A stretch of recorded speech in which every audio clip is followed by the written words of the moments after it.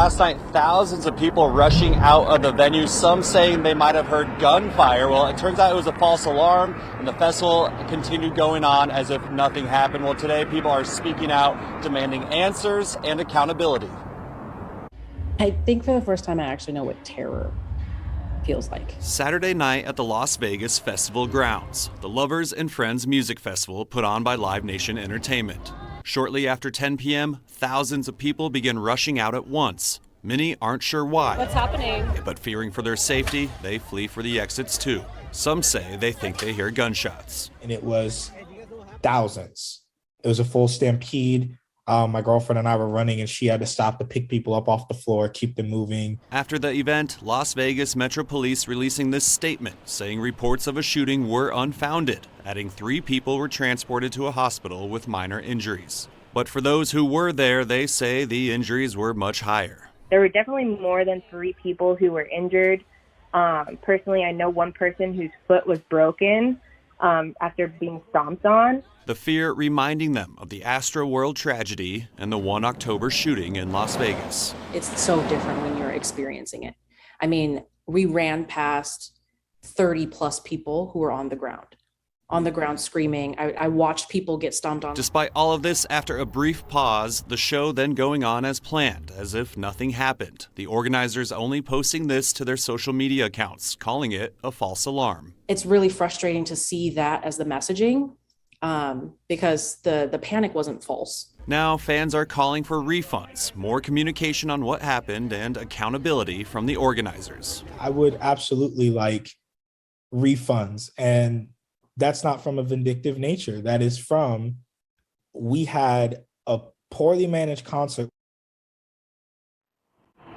Now, I did reach out to Live Nation and festival organizers for more information and haven't heard back yet. And it's worth noting that tonight was actually the first major live public appearance for Travis Scott since that Astroworld tragedy, his concert in Houston, where a crowd surge killed 10 people and injured thousands more. And that performance happened right here in Las Vegas at the Billboard Music Awards. So we'll add hot to our already dry and just compounding the drought conditions we're facing right now, especially out at Lake Mead. From extended docks to exposed intake valves and new beaches, Lake Mead changes every day with the quickly dropping water levels. That's right. News 3's Ophelia Young takes a boat tour with someone who has watched the evolution of the lake over the last quarter century. Chad Taylor remembers swimming in the Lake Mead right behind the marina. At that point, the lake was pretty much full. That was 24 years ago. Now, this is the view from the marina. Today, Chad works for Lake Mead Mojave Adventures. All right, the prop's good. We're ready to go. He says it's a different lake. The walk down to the marina has changed. But to Chad, they call it a bathtub ring. I like to call it a tan line. it's just as breathtaking. That was underwater. You can never see that before. That's gorgeous. I'd say there's probably 100 to 150 really cool beaches. This year, receding water levels have revealed big sandy beaches. Unfortunately, human remains were found on this one last week. But Chad reminds us that even before the lake was filled in the 30s, there were towns and villages. Remains are to be expected, along with lots of other interesting finds, even if it's geographic. There used to not be land there. Yeah. Right? I could see all the way to the wash, the Las Vegas Harbor Wash, right? So that's different. And of course, the much discussed intake valve, which originally pumped water to the valley, now exposed. See how the arm reaches out into the lake? So it appears as though the valve is just to the right of it. So it's got to be like right It's got to there. be right to the right of it. Okay, Yep. all right. Let's go find it. Let's go find it. After a 45-minute boat ride and search, we finally found the intake valve along the western edge of the lake. The water level has dropped a few feet since the circulation of the famous photo a couple weeks ago. If you look up at the height of the bathtub ring, you can see just how deep underwater this valve used to be. The gravity of declining water level is not lost on Chad, but he says the amount of water left is still humbling.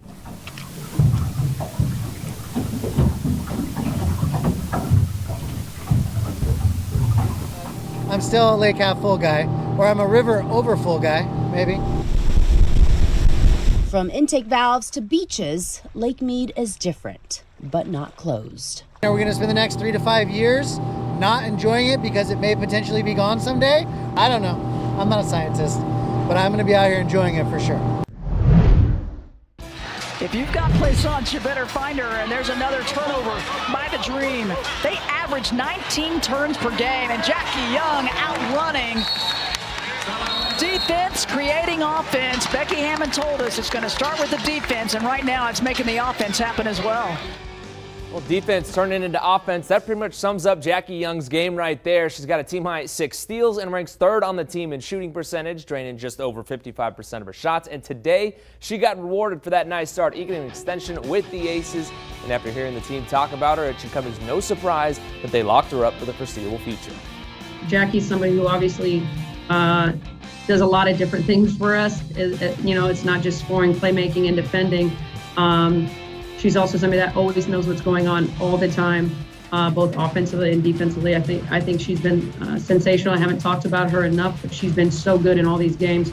I'm not surprised. She's got point guard vision, and obviously she plays the right way. That's the silent assassin. She don't say too much, but she's going to go out there, do her job. She's in great shape. She's shooting the 3 ball a little bit more, not hesitating as much. She's able to get in the paint at will a lot of times. And then when you're able to do that, and then people have to respect it, and you're knocking down the 3, like, you're tough to guard. But that's only on offense. Like, defensively, she's having the assignment of having the tough wing players, some of the best guards. She was tasked with having Ryan Howard tonight. Before that, she had Diana Taurasi. Like, she's doing it on both ends of the floor.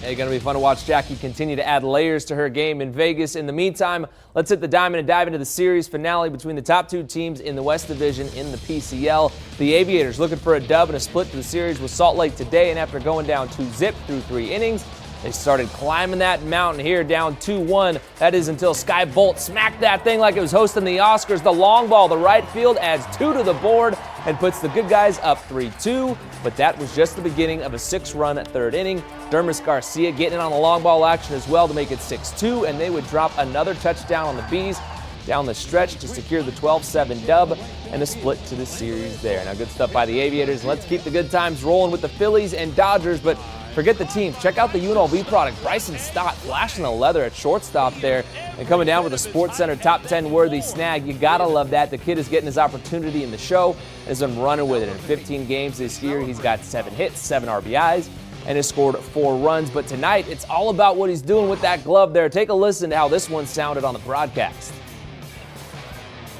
Line drive, caught by Bryson Stott. What a play! He used every bit of his height and then more. Believe it.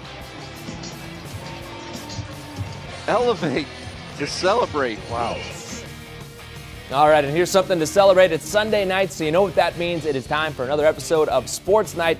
I'm taking a deep dive into the Aces and their 3-1 start under Becky Hammond and her new high-flying offense. Plus, Brian's got the good word on the Big 3 coming to town, which was going down out here, their combine out in Vegas this weekend. We're also going beyond the 3 and diving into all the hottest topics of the week in sports. And we had a handful of Game 7s going down this weekend. Brian's got your recap of all of them, so another stacked show coming your way. As for us, guys. Hi, everybody. I'm Reed Cowan from News 3 Las Vegas. We want to thank you for checking out our YouTube channel. Remember, you can always see more of our videos by clicking on the video links. And also don't forget to click that subscribe button so that you don't miss out on any of our YouTube updates. Thanks for watching.